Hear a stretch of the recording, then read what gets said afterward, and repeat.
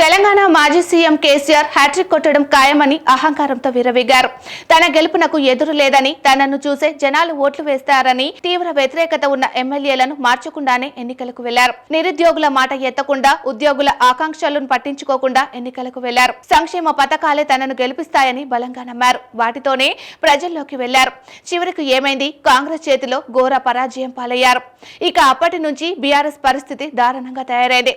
అధికారంలో ఉన్నప్పుడు పదవులు అనుభవించిన వారు సైతం ఇతర పార్టీలోకి జంప్ అవుతున్నారు. పార్టీలోకి వచ్చేవారు లేకపోగా కీలక నేతలు పార్టీని వీడుతున్నారు. ప్రస్తుతం బీఆర్ఎస్ పరిస్థితి ఎలా ఉందంటే ఎంపీ ఎన్నికల్లో ఒక్క సీటు గెలుచుకునే పరిస్థితి లేదు. అధికారం ఉంది కదా అని అహంకారంతో విర్రవీగితే అధికారం కోల్పోయిన రోజు పరిస్థితి ఎలా ఉంటుందో స్వయంగా అనుభవిస్తున్నారు కేసీఆర్. ఇక ఏపీలో జగన్ పరిస్థితి సేమ్ టు సేమ్ కేసీఆర్ లాగానే ఉంది. గురువు కేసీఆర్ లాగే ఏపీలో సంక్షేమ పథకాలే తనను గెలిపిస్తాయని జగన్ భావిస్తున్నారు. ఇక బీఆర్ఎస్ కన్నా ఎక్కువ వ్యతిరేకత జగన్ పార్టీపైనే ఉండడంతో సందేహం అక్కర్లేదు. ఆయన జగన్ మేకపోతూ గాంభీర్యాన్ని ప్రదర్శిస్తున్నారు. ఓటమి తథ్యమని తెలిసినా ప్రగల్భాలు పలుకుతున్నారు. కేసీఆర్ ఓటమిని నుంచి గుణపాఠం నేర్చుకోకుండా ఆయన్ని అనుసరిస్తున్నారు. అచ్చం కేసీఆర్ లాగానే ఎన్నికల స్టంట్లను జగన్ చేస్తున్నారు.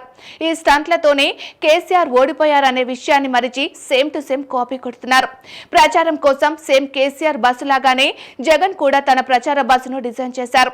బస్సు వెళ్తుంటే పేడ్ ఆర్టిస్టులతో స్టంట్లు కూడా సేమ్ టు సేమ్. వారితో దండాలు పెట్టించినట్లు వారిని చూసి బస్సు ఆపించడం లాంటి స్టంట్లన్నీ ఇద్దరివి సేమ్ టు సేమ్. దీంతో రేపు రిజల్ట్ కూడా సేమ్ టు సేమ్ అని సోషల్ మీడియాలో ఓ వీడియో తెగ వైరల్ అవుతుంది. గురువుకు పట్టిన గతే శిష్యుడికి పట్టబోతుందని కామెంట్స్ పెడుతున్నారు.